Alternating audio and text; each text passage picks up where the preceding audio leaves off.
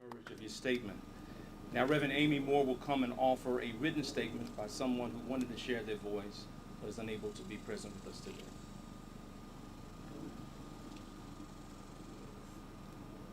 Hello, my name is, well, that is not important. I wish I could stand in front of you all and tell you what I think.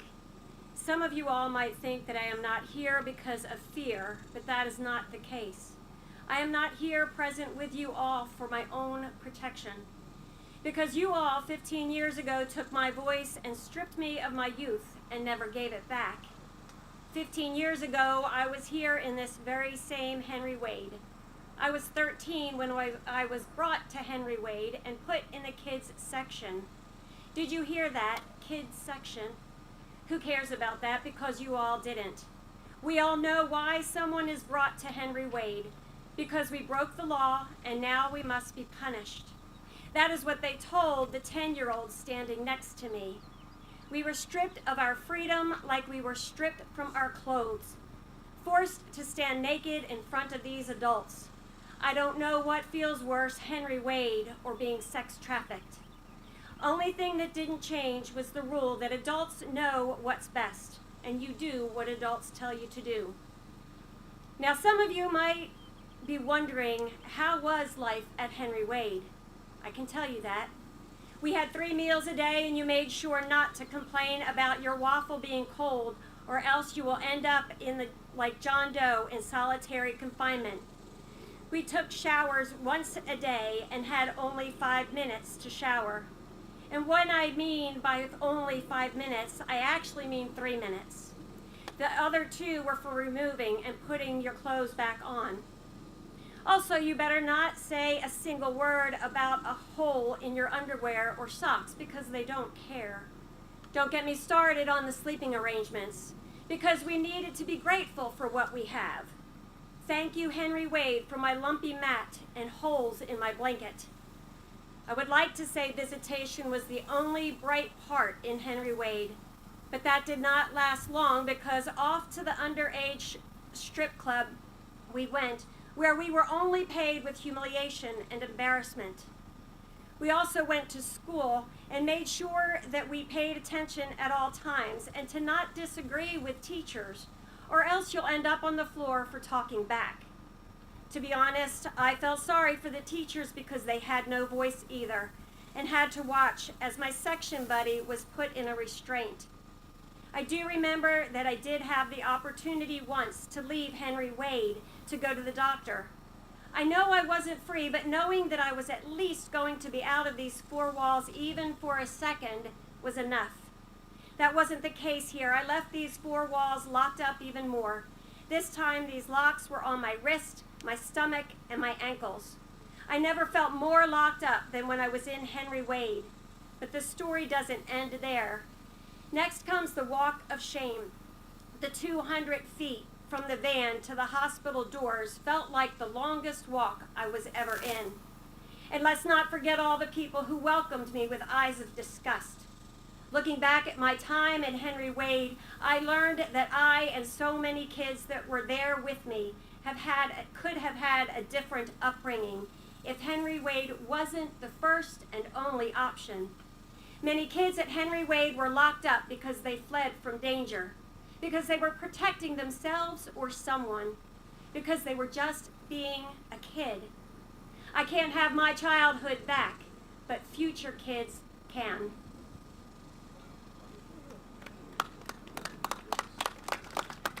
It's important that you hear these words from persons who experience this harm because there are individuals in our county who are saying that nothing is happening of harm behind these walls. We'll now hear another impact statement, our final one for this time, from Shay Smith. How you doing? My name is Shavondra Smith. I was here starting at my 13th birthday all the way up until my 17th birthday. So I stand here because of the injustice that's been going on a decade later. It is 20 years later, and every picture that you've seen that those employees took, it was true. Every statement that you just heard from the other 2 people, it is true. We are emotionally traumatized, and I'm 36 years old now. To see where the young man said he tried to commit suicide, We all did. I can remember a time, I think when we were 15, and a group of about 5 of us, like they said, the 2-minute showers, or you were restrained, to put on wrap. This is how skinny the mats are. All of the mats and blankets, majority of them had holes in them. Everything about it, you know. We were told we weren't going to be anything, and so now that's why I have made it my justice and my duty to be a voice for the mothers, be a voice for the children that are in here. We are here for you. Everyone that is standing out here right now, we are here for you, for justice. We will be heard. Right. 20 years later, we have to have justice. That is unacceptable. Right. These are children. We were children. Yeah. Like, I'm still traumatized.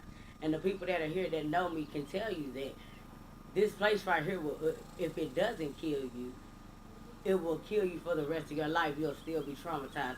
Seeing those pictures brought back memories I never wanted to see. I'm okay with being in 4 cells because that's what I was used to at that age. We weren't given the opportunity to get the counseling that we needed, the help that we actually needed, all of the programs that are out here now. So to the officials, we need justice. We want to know, what are you guys going to do? What are you going to do to protect our babies? Because they're my babies now, because I'm 36. And I went through it, and I'm a voice for them. I became a peer advisor through Lone Star Justice Alliance to make sure that I continue this fight. And I just wanted to say to the staff members that did actually care, I thank you. To the ones that didn't tell us we weren't going to be something, that said this is just a phase in your life, I thank you. But to the ones that told us we wouldn't be anything, I am somebody. I am an owner. I do run my own nonprofit. I did not die at 18 years old. I'm 36 with 5 children, and I'm here.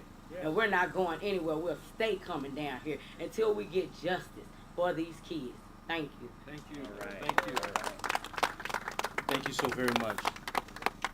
As you see, the question before us is not whether or not there's harm taking place behind these walls. It's been happening for a long time. Right. We're here because it appears to be intensifying in this season. And there are those in seats of power who continue to deny it. We have several leaders within our community who are going to come and offer statements now. The first will be the Reverend Dr. Frederick Douglass Haynes III, the Senior Minister of the Friendship West Baptist Church, and also founding member of the Dallas Black Clergy for Safety, Equity, and Justice. Thank you. Let me first of all say thank you to the courageous, impacted persons who have shared their traumatic testimonies. Let me also say thank you to Reverend Ulysses and Dr. Michael Waters for their leadership, and to the community leadership that has shown up to basically say, seriously, Dallas County, seriously, Henry Wade Juvenile Justice Center, seriously? Have you declared war on our children and we don't know about it? Because the inhumane, evil conditions that we are hearing about and that has been reported on is reminiscent not of a juvenile justice center, but of a POW camp. That's right. It sounds like they are prisoners of war who were being tortured and traumatized. Seriously, Dallas County, you've decided that our children's lives don't matter? Seriously, Dallas County, you've decided that the Henry Wade Juvenile Justice Center is a place where we create a climate where suicide dominates the minds of children. Seriously, Dallas County? This is what you've decided to do to children who you have evidently labeled problematic instead of the conditions from which they come being problematic, instead of the conditions under which you put them. That's what's problematic. Seriously, Dallas County? And then you have the unmitigated gall to name this a juvenile justice center. If I had time, I'd educate you on justice. Justice is restorative, not traumatic. Justice has to do with rebuilding lives that have been victimized by injustice. Maybe you need an education on what justice is. And y'all had the nerve a few years ago to invite me to serve as your Martin Luther King Jr. celebration speaker. What a joke.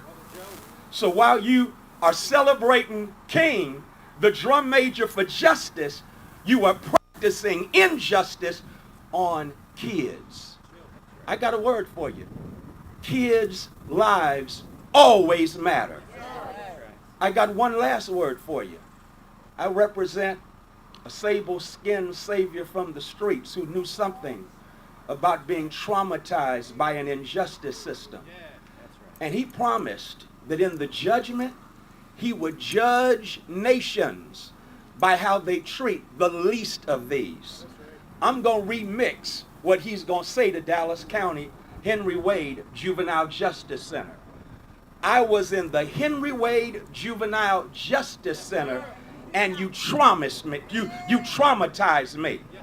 So Dallas County, there's some time in hell waiting on you until you give restorative justice to all of these impacted young people as well as those who are there right now. So yeah, we calling for a meeting with the juvenile, but we want a meeting with you because we want to know the whole truth and nothing but the truth, because now y'all on trial. Yes, sir. All right.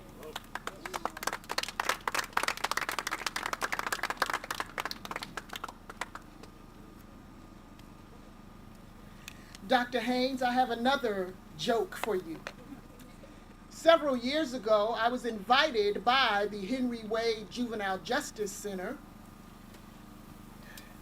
to facilitate trauma-informed care among the volunteers and staff. In fact, it was trauma-informed ministry that I was invited to facilitate several sessions.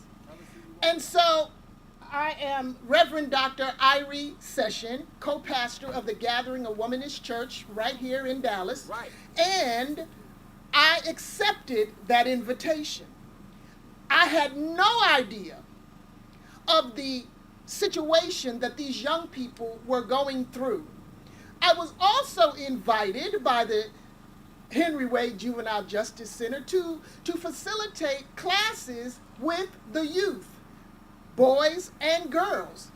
I was able to touch and impact hundreds of young people, and none of them gave a clue as to what was going on. But let me tell you what that tells me. What that tells me is that they have been groomed really well.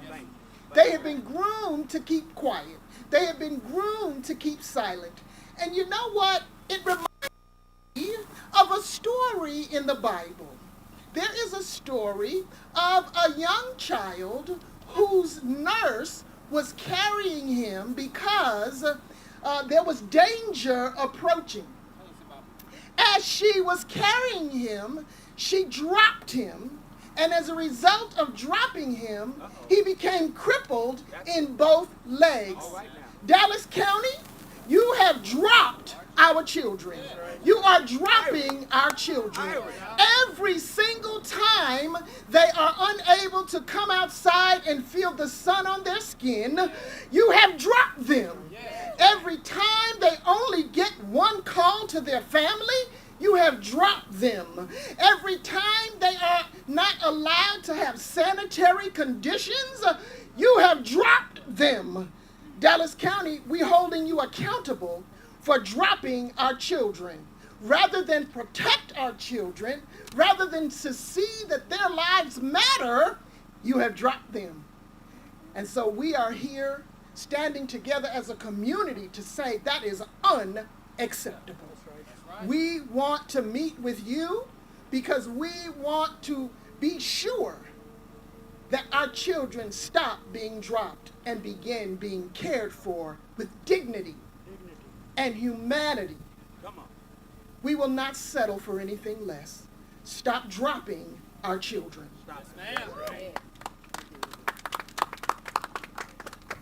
Thank you very much. And thank you to all my compañeras and comrades out here today in this heat. I'm John Fullenwider, the co-founder of Mothers Against Police Brutality, and you'll forgive me if I look at my notes occasionally. A lot of times an older person will have a good thing to say. Well, without their notes, they might stammer a bit. The issues that we've heard from these young people and from the pastors, these are not new issues. They are part of the way that this county and this country have treated incarcerated youth for decades, for a century probably. These youth, the kids that are imprisoned in there today, 90% of them are African American or Latino. We call them justice-involved youth, as when we say services for justice-involved youth. But the truth is they're involved in something quite different. When they're locked in their cells, hour after hour, day after day, and maybe get out once a week into the fresh air, this is not justice involved. It's the opposite. Commissioner Price, back in 2018, demanded that this very confined to your cell practice end. And his demands did lead to a change in leadership down here when Dr. Smith left. But here we are 6 years later with credible reports of the exact same treatment. No change in conditions. And that's not the only problem. I want to go into one problem in sort of detail to stand for the many others. And this has to do with detention while you wait for adjudication. Young people are detained longer in this facility than in any other county in the state. This facility does not conform to national standards on pretrial detention of youth, standards which are set by groups like the Conference of Court Administrators and the American Bar Association. Those standards go like this. Within 30 days, 75% of youth in detention should have their case adjudicated. 75%. You know what the figure in this dark satanic mill is? 1%. 1%. After 3 months, 90 days, the standards expect 98% of pretrial detained youth to have their case adjudicated. You know what the figure is in here? 21%. And when most people, youth get adjudicated, they end up at home under some kind of supervision. Be at home are stuck here in the conditions we've talked about. The young people confined here, the mismanagement of this center has involved them and us, the unwary public, in a grave injustice. Now, to change a system, to change an unjust system, we need a sustained effort. That's right. We need a big tent movement. That's right. Right. And if we can build such a movement, Yes, sir. and if we have the necessary staying power, Yeah. then we will change this system.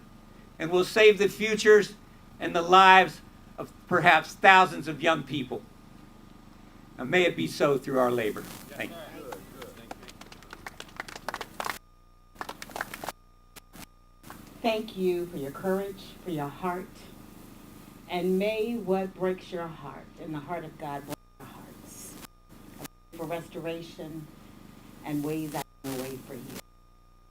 Zola Law, the senior minister at Northway Christian Church in North Dallas, and typically you don't get to see pastors this beautiful in North Dallas who've been kissed by the sun that long. And the conditions are unacceptable. 15 violations, unacceptable.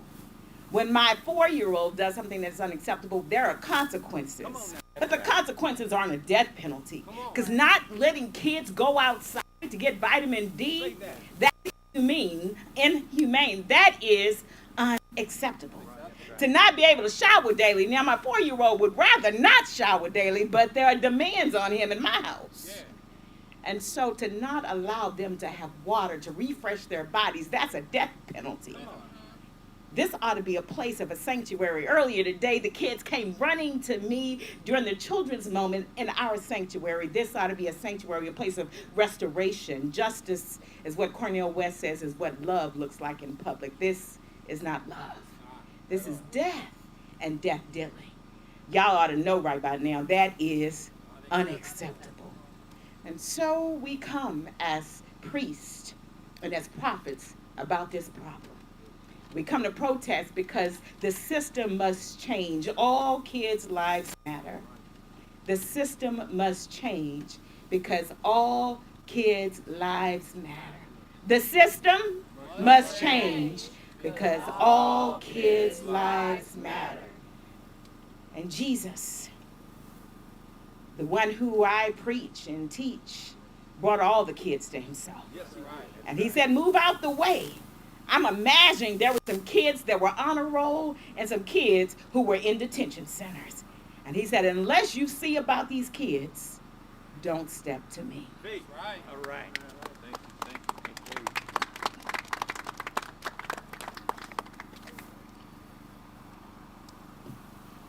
Thank you. I'm George Mason, president of Faith Commons, Baptist minister, and you've heard that all kids matter. Well, I want to say they are all our kids whose lives matter. It doesn't matter whether they are mostly black kids or Latino kids. They are all our kids. And we are here to declare that we belong to them and they belong to us. Sadly, too many of the kids who are confined here within this building are here because they broke the law. That is, they violated community standards that we think are important. Well, those same community standards apply equally to adults. Those who are appointed or who are elected or who are employed to care for these kids, when they break their constitutional duty to trust, to take care of them, then we have to hold them accountable too. No youth behind these walls came out of the womb destined to commit a crime that would merit their incarceration. They have, all of them, experienced some kind of moral injury, whether from their family, their neighbors, society, that has robbed them of trust in authority and undermined their respect for the humanity of others. How can they be restored? How can they be rehabilitated if those responsible for correction fail them again and again? We are here to raise our voices of outrage over the excuses that are made for dereliction of duty against these kids in our community. Excuses are the very thing we say we will not tolerate from kids who are breaking the law. But we tolerate them too often for those adults who are failing them equally in their duty. The young people who are living in Henry Wade right now will be with us in our society one way or another for decades to come. What will become of them? How will they function when they get out? Will they honor their humanity and ours because they have seen the best in us when they were at their worst? Or will they return to patterns of violence and lawlessness because they saw no difference in us? It's time to change the system. It's time to protect our kids. We are not asking for Henry Wade to be turned over to the Ritz-Carlton hotels. We are simply demanding the neglect and squalor and callousness that the current conditions reflect. We want to set the kind of example for these young people that makes it clear that moral standards lead to a good life, and they apply equally to everyone. That's it. Yes, sir.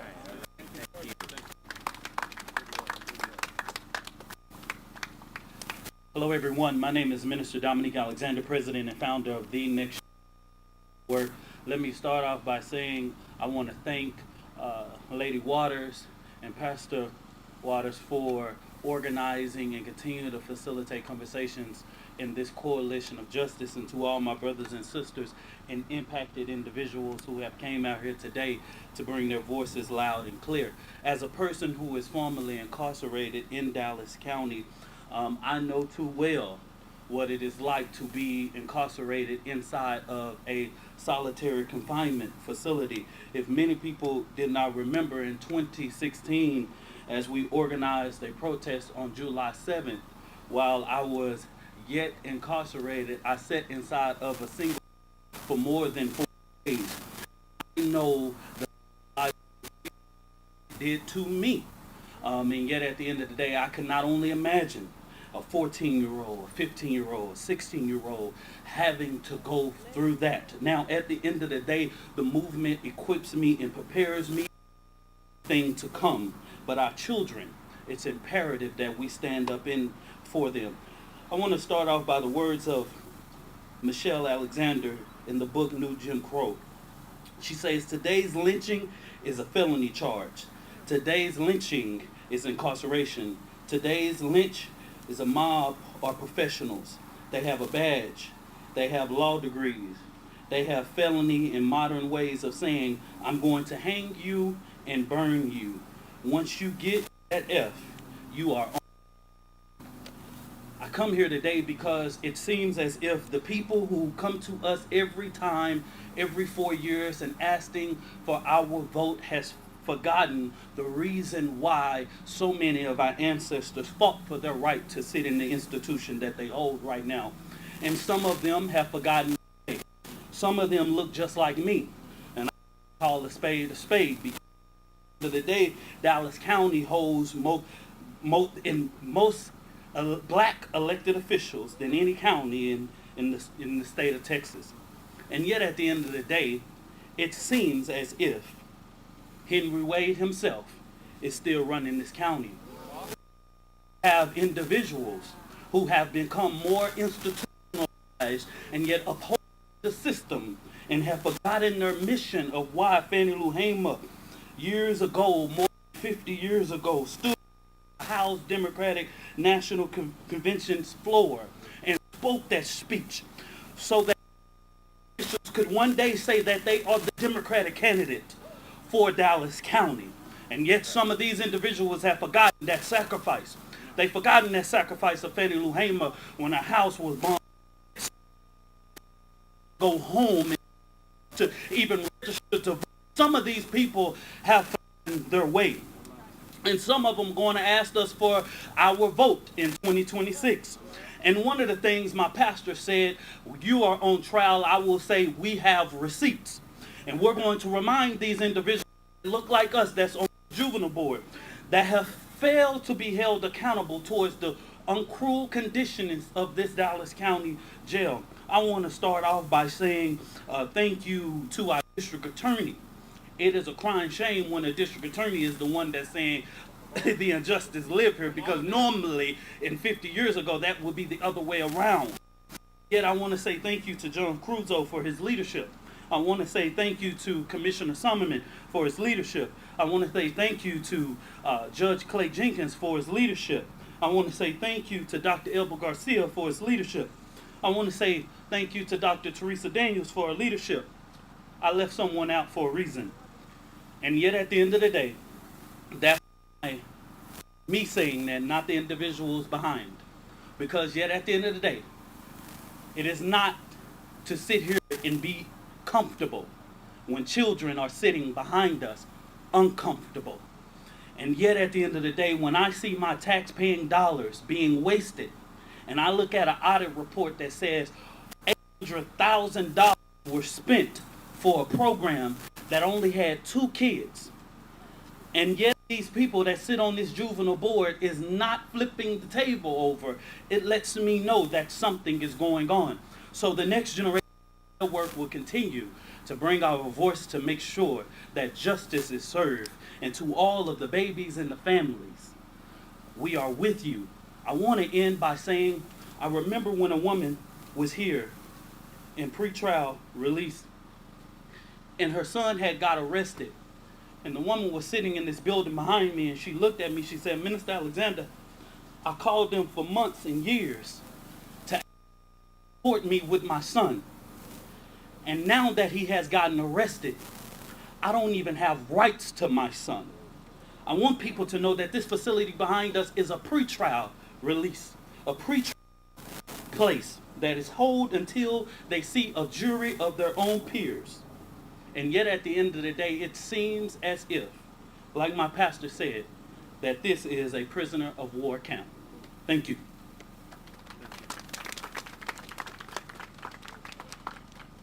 We come with one demand, and then we will entertain questions from the media.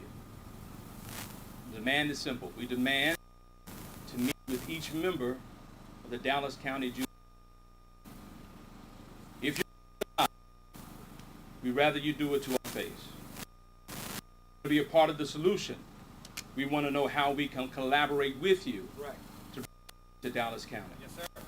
We'll now open up for questions from the media.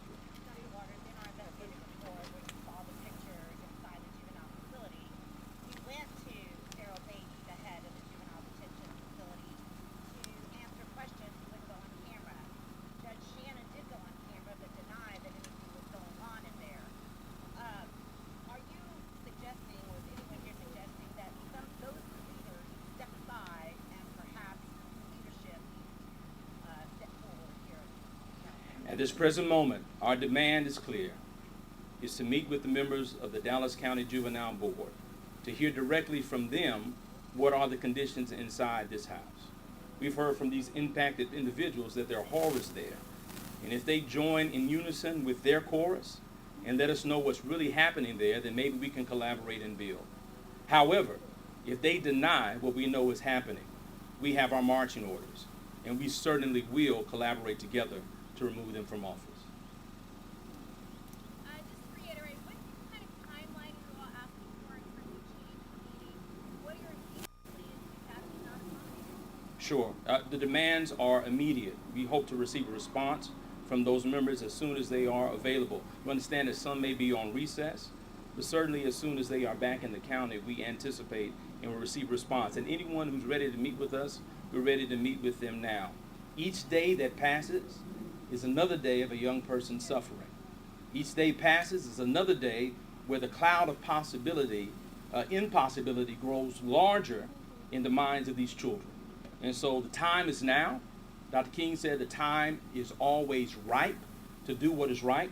We stand in that legacy, and we are hoping to have immediate change and to meet them as soon as possible. Pastor Haynes, I have a question for you. One of the things that DA Rizzo told us is that not giving these children rehabilitation basically just they continue to graduate from one petty crime Right. to more violent crime, and then before you know it, there's several examples of them kids committing really violent crimes like robbery and capital murder. What is your message to the people that are leading this juvenile board about rehabilitation and helping these kids get a second chance? Yeah, thank you for that.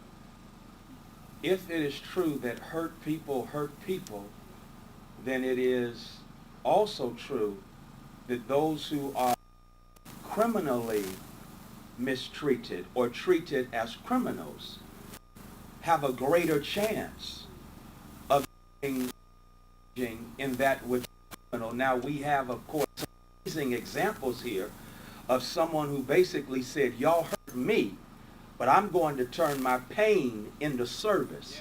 And so she's done that. And the beautiful thing is we have a history of doing that as a people. But the sad reality is that in too many instances, this nation is guilty of breeding criminality because of the criminal conditions that so many people come from. And so, unfortunately, we have persons evidently on the juvenile board who are clueless about what justice looks like. And so we're simply saying justice is restorative. Justice is not criminalizing or traumatizing. Justice ain't creating what? An existential hell. That's what's going on right here, an existential hell. And hell can produce hellions. That's my message to them. We know that the next meeting of the Juvenile Board will happen in mid-August. We've already investigated that. We're hoping to meet in this month, next month, the month of July. And depending upon those meetings, whether they happen and whether they productive will then in turn determine what we do as a collective in the month of August. Right. Any further questions? Yes. The fact that even kids are held longer here than any other facility in the state. Just to reiterate, what are the implications of that? Of holding longer? Well, so I won't get into all the legalese, but this is what I understand from those who are legal activists and are working here, is that when you investigate the numbers, white young people who are in this facility are released at a far quicker rate than our black and brown youth, all right? And so we know that there is inequity in terms of how they are processed through the system. The longer that they remain in Henry Wade, and let's kind of drill this down to humanity. The longer I am in solitary confinement is the longer I'm away from my family. Come on, man. The longer I'm away from my community. Prisoners of war have often been put in solitary confinement as a means of breaking them. These young people are not prisoners of war. They are our children. But this system, for whatever reason, has designed itself to break their hearts, to crush their spirits before they have an opportunity to begin life. This is a house of horrors, and it is horrible for elected officials to look children, their families, and their attorneys in the eye and to suggest that what is happening to them is not taking place. Thank you. We're going to end with the benediction. We are a place where we believe that we should create sacred space wherever we are in. And so for just a moment, we'll gather together and then we'll depart.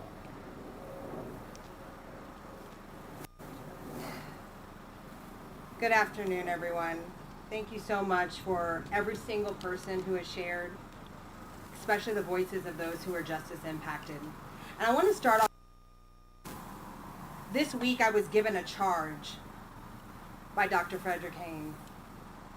And that charge was, what you gonna do? What you gonna do? You've heard too much here today. And the simple question is, what you gonna do? For one to truly know a nation, they have to first go inside of its jails and prisons. Come on now. So if what we're learning, what is happening inside of Henry Wade, my question here for Dallas County is, who are we as a people? Yeah, that's it. Because the moment you begin to take one's humanity away, I want you to know that you and yourself are taking your humanity away. It goes both ways. My name is Lauren Whitney. I am a mother to a black boy. All right. And today on my way here, my son asked me, Mommy, where are you going? I said, son, you know how every night we pray that God use our hands and our feet and our voice for justice? Well, baby, I'm going to go do just that. He sat with that. And later he came back to me and he said, Mom, you know what I would say to them? He said, I would tell them to treat people how you want to be treated. He's 7. And so I say to you, these are our children. So treat people how you want to be treated. Their bodies full of potential and tomorrow, so treat people how you want to be treated. These are lives worth living, so treat people how you want to be treated. Full of visions and destiny, how you behind are gifts and there are talents.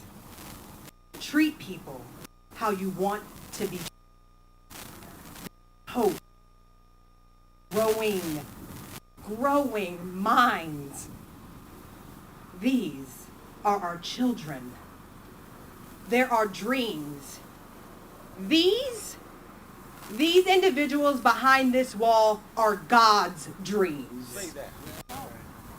Treat people how you want to be treated. Thank you so much. I want to thank you all for coming and for this coalition standing in the midst of this heat. Many of you, members of clergy, have had multiple services today, but thank you for standing along with us, the activists, to persons of goodwill. We thank you for bearing this heat. I do believe that it's not hotter out here than it is in there in terms of the experiences of our young people. So thank you so much. For members of media that would like to speak with us directly, we can meet over here.